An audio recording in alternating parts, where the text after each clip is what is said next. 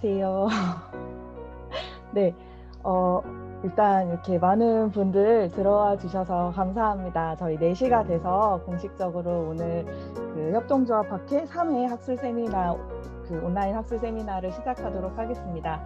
저는 오늘 사회를 맡게 된 연세대학교 사회발전연구소의 이가람이라고 합니다. 네, 반갑습니다. 반갑습니다. 네, 바쁘신 중에도 와주셔서 너무 감사드리고요. 아마 저희 협동조합 학회 홈페이지라든지 뭐 여러 루트를 통해서 이미 알고 계시겠지만, 협동조합 학회에서 올해 이제 뭐 이렇게 오프라인에서 만나기 쉽지 않은 상황이기도 하지만, 그래도 이제 ICA 총회도 열리고 협동조합 그 기본법 이후에 생겨난 다양한 협동조합들 을 대상으로 해서, 그러니까 그 협동조합들의 이제 이 공통의 정체성이라고 하는 하나의 커다란 의제를 가지고 연속으로 이제 이런 학술 세미나를 기획을 하고 있습니다. 그래서 오늘은 그 중에서 주택협동조합과 협동조합 정체성이라고 하는 주제로 김한수 이사장님께서 발표를 맡아주시고 김수동 이사장님께서 이제 그 토론을 맡아주시는 방식으로 진행을 하게 될 텐데요. 그 이전에 있었던 다른 이제 그 협동조합에서의 학술 세미나, 그리고 이제 오늘 영상 역시도 이제 녹화가 진행이 돼서 유튜브 영상으로 저희 협동조합 학회 홈페이지에도 올라갈 예정입니다. 그래서 오늘 시간이 돼서 참석해 주신 분들 너무 감사하고, 혹시라도 관심이 있는데 참석하지 못하신 분들 같은 경우에는 이제 주변에 많이 알려주시면 그 관련한 내용들을 협동조합 학회 홈페이지를 통해서 쭉 보실 수 있을 거라고 생각을 하고요. 저희가 온라인으로 그 모임을 통해서 이런 이야기 자리를 만들어 놓은 취지에 대해서는 아마 다들 공감을 하실 거라고 생각을 합니다. 그래서 사실 협동조합 정체성에 대해서 많은 논의가 필요하고, 더군다나 그것을 하나로 뭉뚱그려서 얘기하는 것이 아니라 저희의 일상생활에서 이렇게 그 정말 필요와 가깝게 닿아 있는 각 영역에서 협동조합이라고 하는 존재와 그 정체성이 갖는 의미들에 대해서 끊임없이 이야기할 기회들이 많이 필요하다라는 생각을 하는데요. 오늘 인제 주택협동조합, 요즘 뭐 여러 가지 이슈들이 있지만 사실 그런 인간의 삶에 있어서 가장 핵심적인 부분이죠. 사는 곳, 주거의 문제와 관련해 가지고 협동조합 방식, 그리고 주택협동조합과 협동조합 정체성에 대해서 이제 그 훌륭한 발표와 토론을 통해서 이제 또 지평을 함께 넓혀가는 시간이 될 것 같습니다. 오늘 세미나의 진행은 20분 정도 김난수 이사장님께서 발표를 해 주시고요. 그다음 10분 정도 이제 그 지정 토론자이신 김수동 이사장님께서 토론을 맡아 주시고, 그다음에 이제 많은 분들이 참여해 주셨는데 여러분의 질의응답을 20분 정도 진행을 할 예정입니다. 그리고 이제 마무리를 통해서 1 시간 안에 5시 전에 그 세미나 자리를 마무리를 하는 것을 저희가 지금 계획을 해 놓고 있습니다. 오늘 발표를 맡아 주실 김난수 이사장님에 대해서 간략하게 소개만 드릴게요. 그래서 주택협동조합과 관련해 가지고 굉장히 오랫동안 연구와 활동을 함께 해 오고 계시고요. 현재 또 같이 사는 주택협동조합의 이사장님이시기도 합니다. 그래서 2013년에 한국형 주택협동조합의 사회 경제적 실행 가능성과 제도 개선 방안 연구라고 하는 주제로 인제 박사 학위를 받으셨고요. 그 이후에도 인제 계속해서 그런 협동조합 방식의 주거 마련이라고 하는 이슈와 관련한 여러 가지 인제 논의들을 쭉 인제 연구도 진행해 오시고 활동도 함께 병행을 해 오셨습니다. 그러면 김난수 이사장님 모시고 먼저 그 오늘 주제에 대한 발표부터 듣도록 하겠습니다. 네, 모두 박수로 맞이를 해 주시면 감사하겠습니다. 반갑습니다. 반갑습니다. 김난수입니다. 화면 공유부터 먼저. 저는 김난수라고 하고요. 같이 사는 주택 협동조합의 이사장으로 있으면서 아까 말씀드린 것처럼 주택 협동조합과 관련돼 있는 연구들을 좀 오랫동안 해오고 있습니다. 오늘은 이제 주택 협동조합과 협동조합의 정체성에 대해서 말씀을 드릴 거고요. 이야기는 아마 요 순서대로 갈 것 같은데 공급 현황이나 사례는 일단 기본적으로 제가 공유 드린 자료로 좀 대체해서 넘어갈 것 같습니다.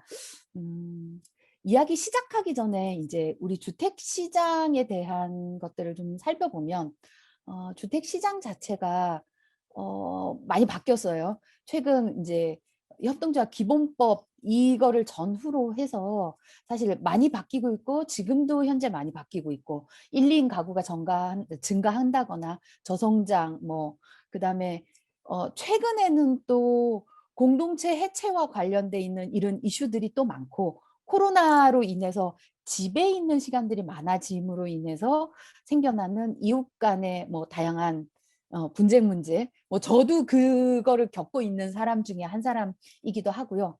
그리고 무엇보다도 인제 직주 근접에 대한 선호도 증가하고 뭐 수요자 특성에 맞는 인제 소단위 개발들을 하자라는 요구들도 있고 이런 주택 시장 자체에 대한 변화들이 있으면서 여기에 대한 대응 방식으로 뭐가 있을까에 대한 고민들이 좀 있는 것 같습니다.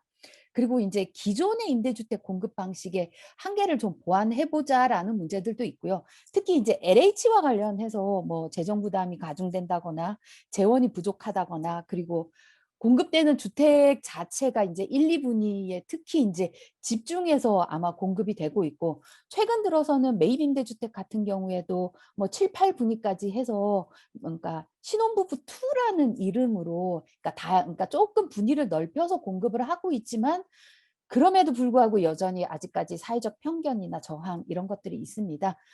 그리고 제가 인제 주택 공급 관련돼 있는 사업들을 진행하면서 살펴보니까 공공이 공급하는 주택의 비용하고 이제 민간이 부담하는 그 주택의 비용 자체가 또 좀 많이 달라요. 공공이 훨씬 더 많은 비용을 부담하고 있고 그리고 주택의 관리에 대한 문제들은 여전히 발생하고 있고 이런 게 인제 공공에 의존하다 보니까 한계들로 발생하고 있고 이것과 더불어서 민간의 의존에 대한 그런 한계들도 분명히 발생하고 있습니다. 민간 시장 자체가 워낙 영리를 추구하다 보니까 임대료 자체도 높고 그리고 사회 경제적 취약계층에 대한 주택 문제들이 상존하고 있기 때문에 이런 문제의 대안으로서 주택협동조합이 '하나의 대안이 될 수 있지 않을까?'라고 시작하면서 인제 주택협동조합 운동이 일어나지 않았나 이렇게 생각을 하고 있고요. 그러면 '해외는 어떤가?'라고 보면 이 책이 인제 ICA에서 만든 이제 전 세계에 있는 주택협동조합 현황에 대한 책인데 저도 논문 쓰면서 이 책을 좀 많이 참고해서 봤거든요. 이 책을 참고로 보면 어 주택협동조합이 뭐 터키는 8% 이 8%라는 게 전체 주택 재고량의 8%, 뭐 스웨덴은 22%, 노르웨이는 15%, 유럽으로 따지면 유럽 전체로 따지면 한 10% 정도. 요 정도로 그러니까 협동조합 방식으로 주택이 공급되는 것들이 참 많이 일어나고 있다. 그에 비해서 우리나라는 아직 시작인 거죠. 그러면 어떤 방식으로 인제 공급되고 있냐 보면 임대, 그다음에 리미티드 에쿼티, 마켓 밸류 이렇게 3 가지 방식으로 공급이 되고 있습니다. 예.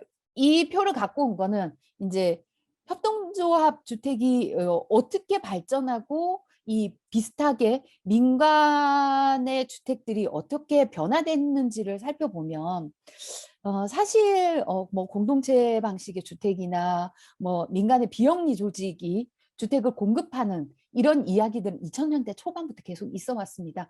그러나 인제 현실화되지 못하다가 기본적으로 협동조합 기본법 시행과 더불어서 다양한 방식의 주택들이 좀 공급되고 있지 않나 이렇게 생각이 되고요.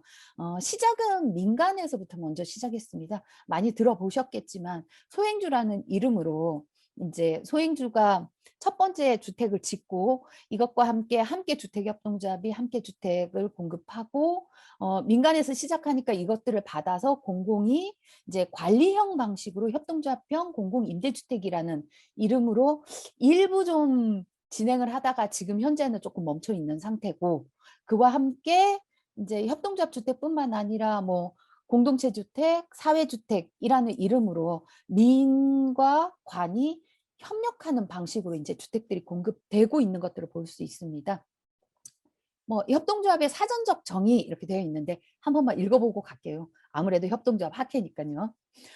공동으로 소유되고 민주적으로 운영되는 사업체를 통해서 공통의 경제적, 사회적, 문화적 필요와 욕구를 충족시키고자 하는 사람들이 자발적으로 결성한 자율적인 조직이 협동조합입니다.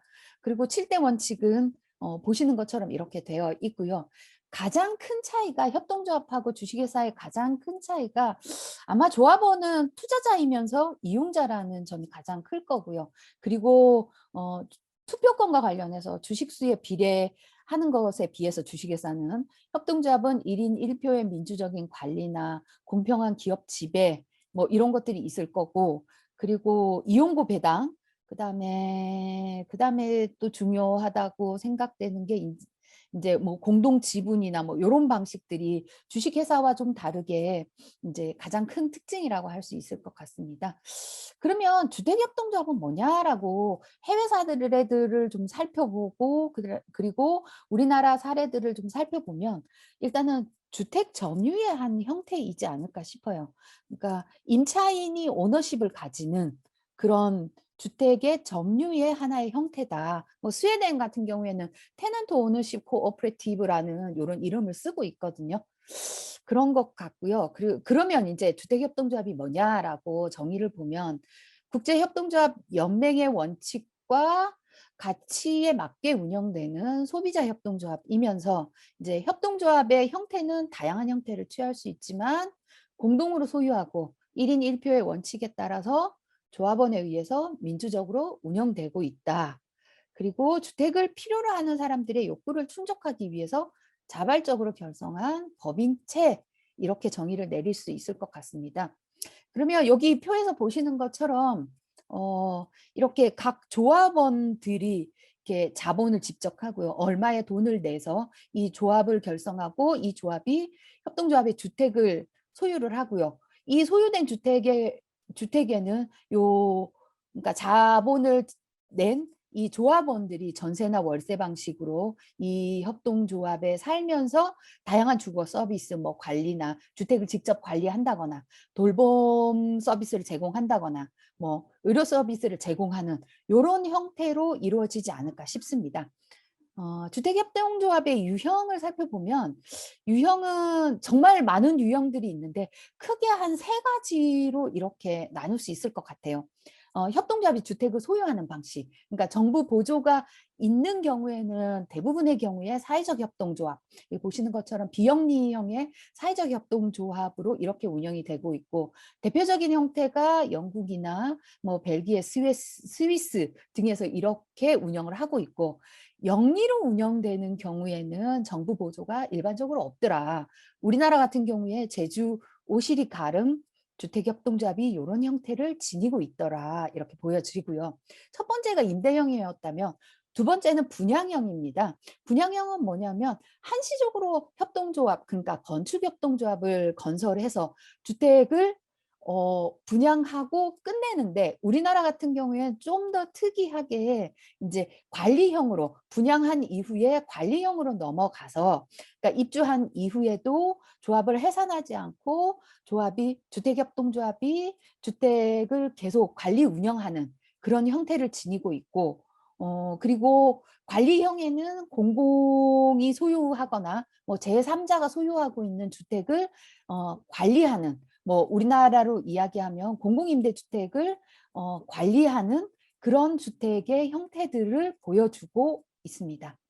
이제 이거를 이렇게 정리를 해보면 첫 번째는 소유형이고 일반적으로 비영리나 영리형 이렇게 되어 있고요. 그리고 분양형에는 분양 전까지 협동조합을 유지하고 우리나라의 뭐 지역주택조합과 같은 그런 유사한 형태를 지니고 있고요.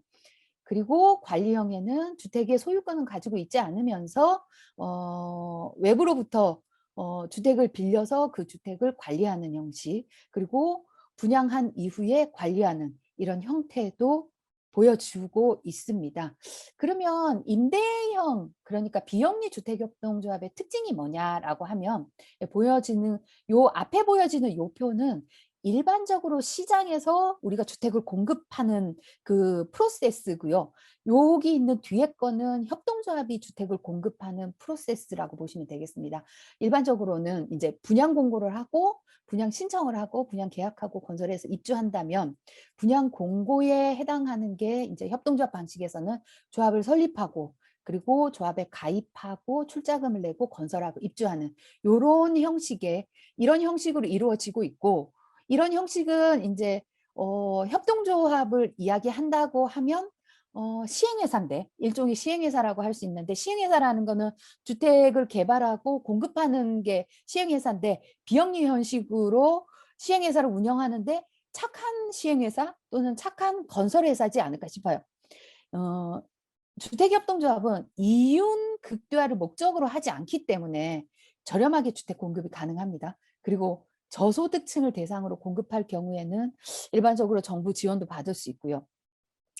그리고 일반 시장에서 주택을 공급하는 것과 다르게 우리 일반 시장에서 주택을 살 때는 우리는 선분양 제도가 아니라 후분양 제도예요. 아니 예. 그러니까 먼저 분양을 선분양 제도로 이렇게 분양을 하고 입주자 그러니까 그 주택에 들어갈 사람들이 돈을 내고 그 돈을 가지고 주택을 건설하고 그리고 입주하는 방식이거든요. 그러니까 이 주택협동조합도 주택이 건설되기 전에 입주자를 미리 모으고 그 입주자들이 낸 돈을 가지고 주택을 공급하기 때문에 시장과 같은 선분양 제도와 유사한 구조를 가지고 있고요. 그리고 실수요자 중심으로 운영되기 때문에 경기 불황이나 이런 영향들을 적게 받습니다. 시장에 같은 경우에는 이제 민간주택 같은 경우에 시장 공급 상황이 안 좋거나 그러면 입주자들 모집을 못해서 뭐 미분양이 된다거나 한동안 우리 주택 경기가 안 좋았을 경우에 미분양이 오랫동안 진행된 것들을 볼 수 있는데 주택협동조합 같은 경우에는 실질적으로 그 주택에 들어가서 살 사람들이 미리 모아서 주택을 공급하기 때문에 경기와 상관없이 주택을 공급받을 수 있고 그리고 그런 구조들을 가지고 있기 때문에 이 주택협동조합을 이야기한다라고 하면 착한 건설 회사 뭐 이렇게 비영리 이렇게 이야기할 수 있을 것 같습니다.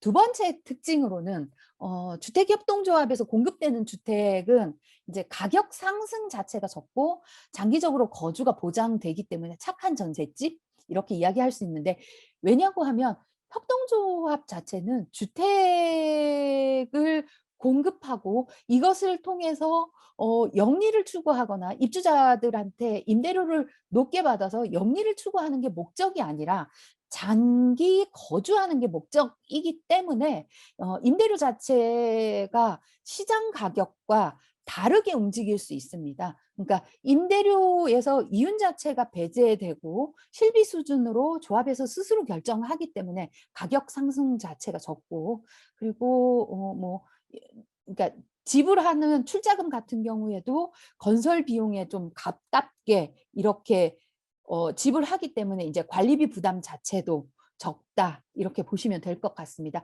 그래서 착한 전셋집 이렇게 정의를 좀 내릴 수 있을 것 같고요. 그리고 세 번째 특징이라고 하면 뭐 착한 민자유치 공공임대주택은 공공이 공급하고 관리하고요.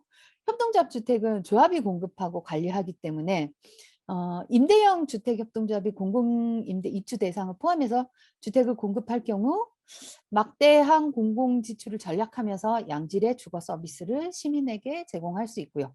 그리고 주택에 대한 관여 수준 자체가 높아지기 때문에 관리비를 절감할 수 있는 효과가 있습니다. 왜냐하면 이 주택은 주택의 소유자와 임대인이 같기 때문에 내 주택을 잘 관리하면 주택의 주택의 질 자체도 높아지고 관리비 자체도 절감하는 이런 효과들을 충분히 지니고 있는 것들을 좀 보여줄 수 있고요.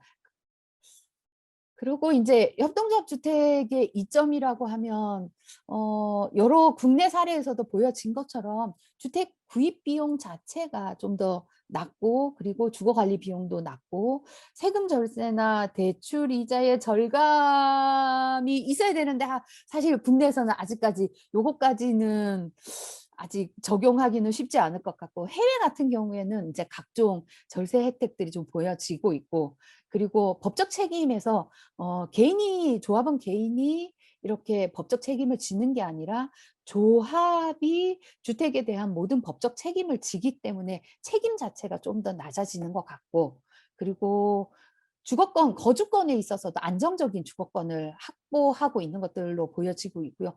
무엇보다도 주택에 들어가서 살고자 하는 사람들의 특징에 맞게 주택이 공급되고 있는 그런 것들을 보여주고 있습니다. 그리고 1인 1표로 주택에 관리하고 운영하고, 들어갈 때에 주택을 건설하고 계획하는 단계에서도 이제 개별적인 의사나 이런 것들을 그것들을 이제 반영하고 뭐 이렇게 하면서 민주적 의식들이 고양되는 이런 것들을 볼 수 있을 것 같습니다. 그래서 정리를 하자면, 주택협동조합은 공동이 소유함으로 인해서 자가주택이나 민간영리 임대주택에 비해서 다양한 경제적, 사회적 이점을 가지고 있는 것 같습니다.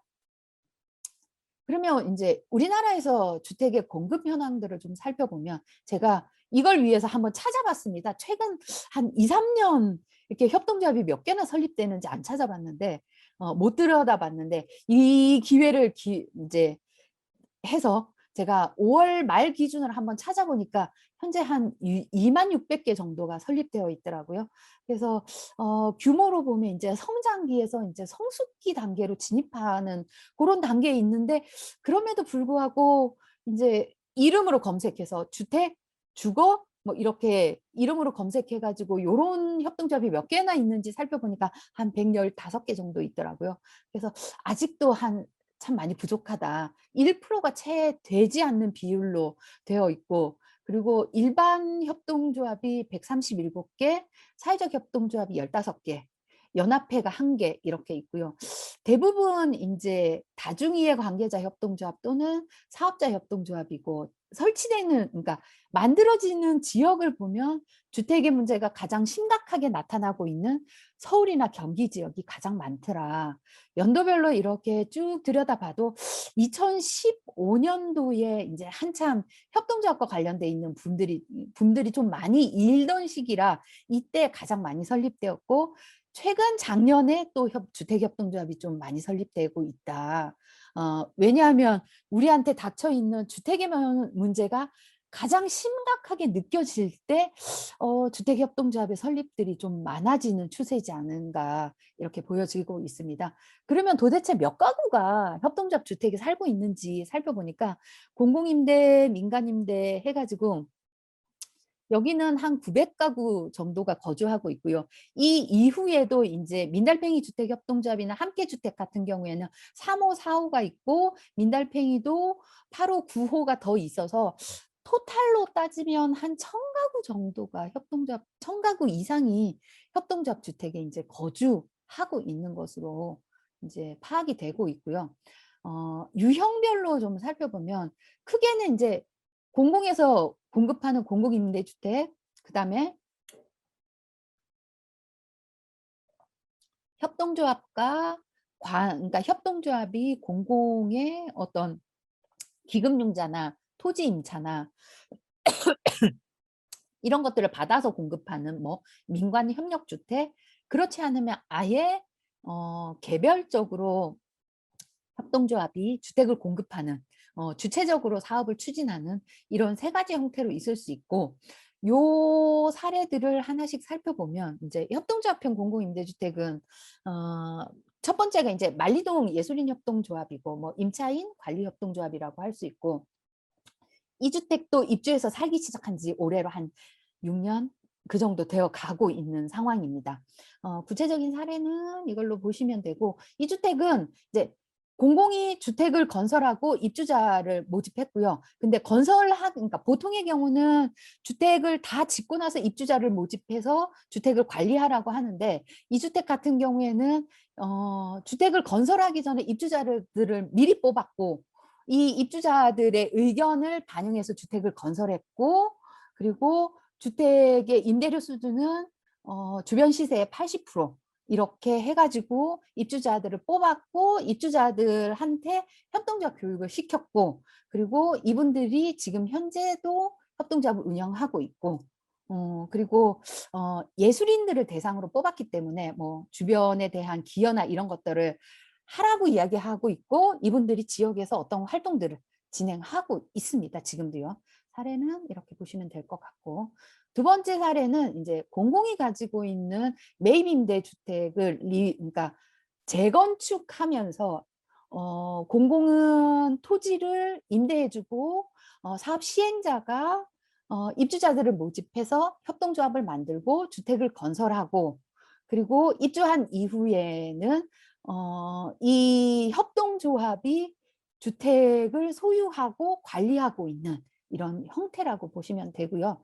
사실 주택 가격에서 가장 많은 부분을 차지하고 있는 게 지방을 제외하고 수도권에서 가장 큰 비중을 차지하고 있는 게 주택 건설비보다는 토지 비용이거든요. 토지 비용을 공공이 임차를 해주면서 저렴한 가격으로 임차를 해주면서 주택 가격 자체가 이제 입주자가 부담하는 주택 가격 자체가 많이 낮아지는 현상이 있었고 근데 이제 입주자 측면에서는 추후에 주택을 팔거나 할 경우에 토지비가 포함되지 않고 주택은 시간이 지남에 따라서 계속 가격이 떨어지기 때문에 입주자 모집할 때 사실은 가장 큰 어려움이 있었는데 이제 이 지역 같은 경우에는 성미산 마을 그 안에 지역에 있던 활동가들을 중심으로 이제 설득하고 입주를 유도를 했기 때문에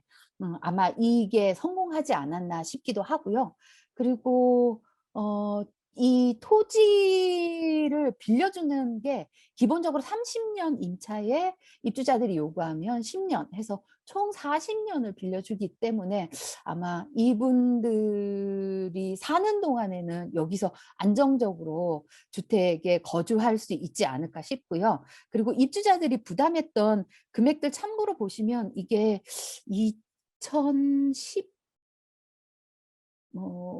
연도가 없네요. 2018년, 17년도에 부담을 했기 때문에 이제 입주자 부담금 자체가 굉장히 낮은 것들을 볼 수 있으실 겁니다. 아마 전세금도 되지 않는 정도. 그러니까 72제곱미터가 1억 3천 정도 부담하셨으니까 정말로 저렴하게 이제 40년 동안 충분하게 거주할 수 있는 걸로 이제 주택을 공급을 했고요.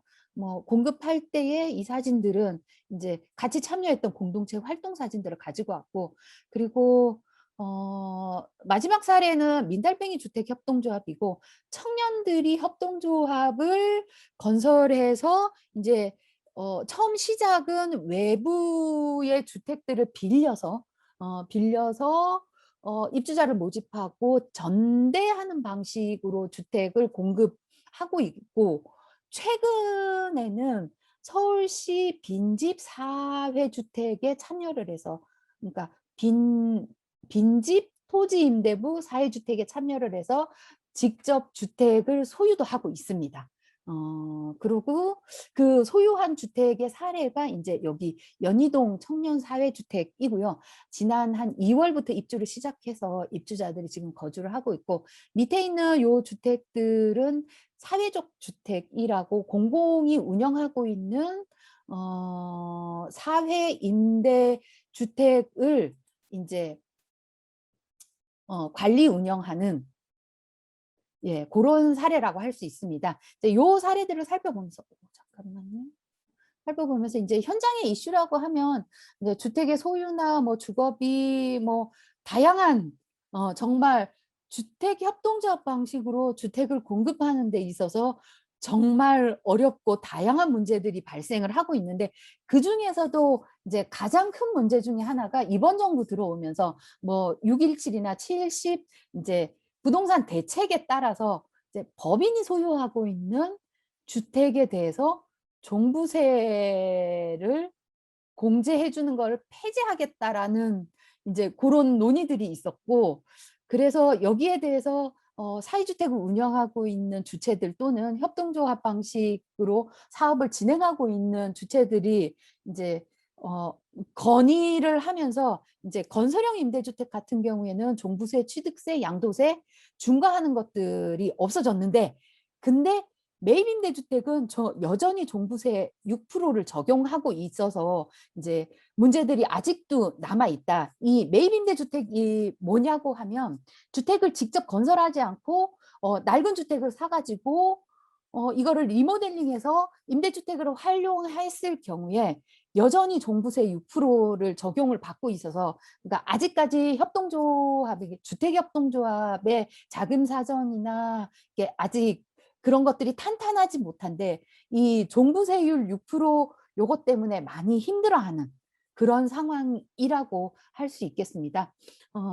저렴주택으로 활용되기 위해서는 뭐 다양한 방식의 이제 비영리형의 모델 개발이 필요하고 공공의 지원들이 좀 필요하다. 토지나 자금 조달이나 경영 지원이나 이런 것들이 좀 필요하다고 볼 수 있고요.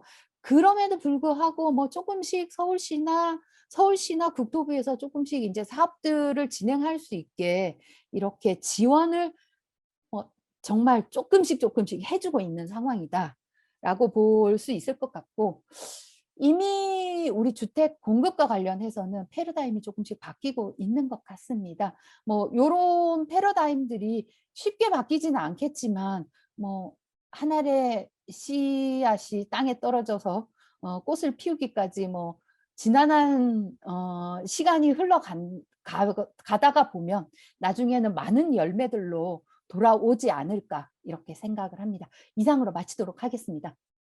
감사합니다. 충분히 시간을 들여 가지고 이게 하나하나 다 엄청나게 좀 이렇게 생생한 말씀들을 들어야 되는데, 짧은 시간임에도 굉장히 압축적으로 사실 이 주택 협동조합의 역사와 또 유형과 현실적인 이슈 고민에 이르기까지 굉장히 많은 말씀을 압축적으로 해 주셔서 너무나도 감사드립니다.